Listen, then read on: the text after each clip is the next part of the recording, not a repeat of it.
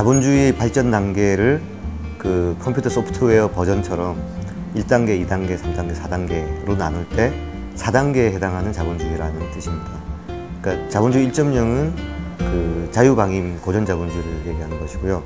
자본주의 2.0은 그 수정자본주의, 정부가 시장경제에 직접 많이 개입하는 수정자본주의를 얘기하고, 자본주의 3.0은 신자유주의를 얘기합니다. 시장의 자율성에 시장 모두 맡기고 시장이 가장 옳다라고 하는 것을 말합니다.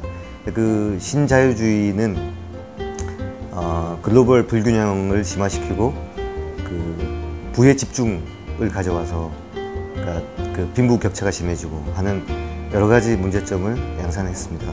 그래서 이제 자본주의 4.0의 단계로 넘어가야 한다는 얘기입니다.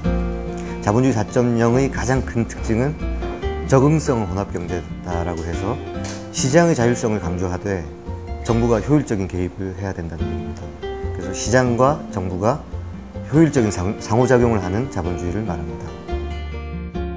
자본주의 4.0 로드맵이라고 책 제목을 붙인 것에서부터 나오는데요. 자본주의 4.0으로 가려면 어떻게 해야 되는가, 그 방법론을 고민해보자는 뜻입니다. 그 한국형 자본주의 4.0이라고 얘기를 한다면 한국 경제의 특성에서부터 이제 그 문제점을 파악을 해봐야 되는데, 한국 경제는 잘 아시다시피 대외 의존형 경제입니다. 그래서 그 무역 규모가 GDP의 거의 90%에 달하고 특히 수출 규모가 GDP의 거의 절반입니다. 이 말은 한국 경제의 고객은 절반이 해외에 있다는 얘기입니다. 그래서 그 물건과 재화를 팔아야 되는데, 물건과 용역을 팔아야 되는데, 그 파는 선수는 해외에 나가서 글로벌 유수 인류 업체들과 경쟁을 해서 이겨야 됩니다. 그 경쟁에 우리 중소기업이 모두 다 나가서 이길 수가 없습니다. 그러니까 국가대표에게 매달리는 경제죠. 그 수출 대기업들은 그러니까 한국의 국가대표 기업입니다. 그 국가대표 기업은 많은 그 중소기업의 협력을 얻어서 해외에 나가게 되죠.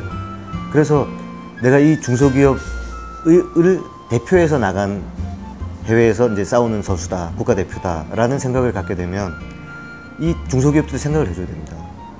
그러니까 이 중소기업들을 짜내서 한 푼이라도 싼 제품을 만들어서 그걸로 경쟁하겠다라고 생각하는 순간 한국 경제는 상당히 피폐해지게 됩니다. 그러면 그 협력업체, 1단계 협력업체, 2차 협력업체로 내려갈수록 계속 그 고용되어 있는 근로자들의 임금 수준은 낮아지고 그 다음에 소비력이 없어지게 됩니다. 그럼 내수는 더 죽게 되고 그 한국에 기반을 둔 대기업들조차도 내수 시장에서 고전하게 됩니다. 그러니까 공생의 생태계를 만들어 가는데 어떻게 기여할 것인가를 생각하는 대기업이 되어야 한다는 뜻입니다. 신자유주의, 즉 자본주의 3.0은 극한 경쟁입니다. 극한 경쟁의 자본주의고 승자 독식이고, 뭐 그래서 정글 자본주의라는 얘기도 나왔고, 그 다음에 이제 특히 문제가 되는 건 금융자본주의였죠. 그러니까 실물 경제가 움직이지 않는데 금융만 움직이는 것이죠. 그래서 거품을 양산했고, 그리고 그 이익을 얻는 대기업만 많이 얻게 되고, 그래서 이제 그 정말 이제 일을 해야 되고 기회를 가져야 되는 이제 청년들은 점점 일자리가 없어지는 것이죠.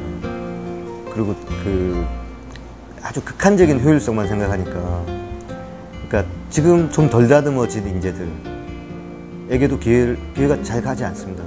그래서 인재를 키우고 활용하겠다라는 것보다 당장 비용을 줄이고 그리고 쓸 수 있는 인재만 쓰는 것이죠. 그래서 고액 연봉자는 더 고액을 받을 수 있지만 그 자리까지 가지 못한 사람들은 일자리를 얻을 수도 없는 그런 문제가 점점 더 전 세계적으로 확산되는 것입니다. 그리고 그 신자유주의가 글로벌 경제로 확산되면서 글로벌 불균형도 심화됩니다. 그러니까 그 어려운 나라의 청년들은 더 기회를 더 못 얻게 되고 더 저임에 시달리게 되고 그런 모습이 생기게 됐던 것입니다. 그것을 자본주의 4.0 시대에는 그 극한의 효율성만 생각할 게 아니라 그 자본주의 시장 경제가 제대로 돌아갈 수 있는, 그러니까 밑바탕부터 건강하게 만드는 그런 역할에 대한 그 책임감을 가져야 된다는 것입니다. SK그룹의 MRO 업체였던 MRO 코리아라는 회사가 있습니다.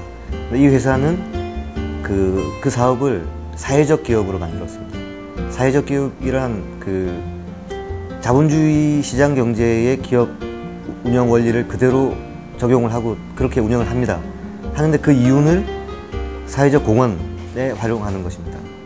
그리고 채용되는 사람들도 이제 사회적 약자죠. 고령자, 그다음 장애우, 또 뭐 이민자 이런 분들을 많이 채용을 합니다. 이익을 우선시하지 않는 것이죠. 그래서 그 MRO 코리아 같은 경우는 사회적 기업으로 전환을 해서 그러니까 SK그룹이 필요로 하는 소모성 자재를 공급을 하되 사회적 약자를 채용을 많이 하고 그리고 그 이윤을 사회로 환원을 하는 그런 모델을 만들었습니다.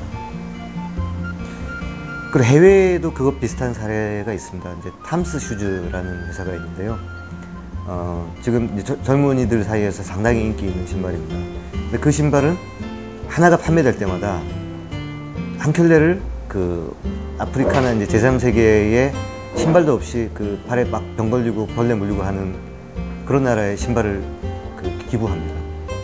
그래서 그 기업이 상당히 이익을 많이 냅니다. 그러니까 그냥 무슨 그 사회 공헌을 한다라는 생각으로 신발을 구매하는 게 아니라 시장에서 경쟁력을 가진 제품을 만듭니다. 만들고 제3세계에 또 그 사회적 공헌을 하는 것이죠. 그러기 위해서 신발을 아주 좋은 디자인을 하고 좋은 제품을 만들고 있습니다. 그러면서 그 협력업체들에게도 충분한 그 신발 가격을 이제 공급가를 보장을 해줍니다. 그러니까 그걸 싸게 만들어서 한 푼이라도 더 싸게 해서 이윤을 극대화하겠다. 그런 생각만 가진 기업이 아닙니다. 그런 기업들도 상당한 모범 사례로 성장해 가고 있습니다. 지금 한국 경제에서 큰 역할을 하시는 분들, 기업을 경영하시고 운영하시는 감독님들, 그리고 특히 이제 그 정책 위반자들도 많이 보셨으면 좋겠습니다. 그보다 더 중요한 것은 앞으로 한국 경제를 이끌어 나갈 젊은 세대들이 많이 봐주셨으면 좋겠습니다. 그분들이 한국 경제가 어떤 식으로 발전해 나가야 될 것인가에 대한 깊이 있는 생각을 만약에 이 책을 읽으면서 하실 수 있다면 기쁘겠습니다. 이 책은 한마디로 정의하기 힘든 책입니다. 그러니까 한국 자본주의와 한국 대기업은 이런 문제를 가졌기 때문에 이런 비판을 받아야 된다. 이것이 고쳐져야 된다.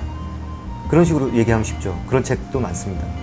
그리고 한국 대기업을 오히려 그 반대로 적극 지원해야 된다. 규제를 하면 안 된다. 뭐 그런 식의 책도 많습니다. 그런 책들은 정의하기도 쉽고 말을 하기가 쉽죠. 근데 이 책은 그렇지 않습니다. 이 책은 지금 국가대표 대기업들 그리고 잘 나가는 기업들이 어떻게 더 잘 나가게 할 것인가, 어떻게 더 경쟁력을 갖고 더 국가 경제에 기여할 수 있게 할 것인가, 그리고 그렇게 하면서도 공세경 생태계에 기여할 수 있는 방향으로 발전할 수 있을 것인가를 고민하는 책입니다. 그리고 정책적인 측면에서도 어떻게 하면 규제를 해서 괴롭히고 대기업을 힘들게 만들어서 중소기업과 기계적인 균형을 맞추게 할 것인가, 그런 정책이 아니라, 그렇게 하는 정책이 아니라 대기업이 더 경쟁력을 가지면서도 한국 공생의 생태계, 한국 경제에 어떻게 하면 기여하는 방향으로 유도할 수 있을 것인가, 어떻게 하면 그런 정책을 만들 수 있을 것인가를 고민하는 책입니다.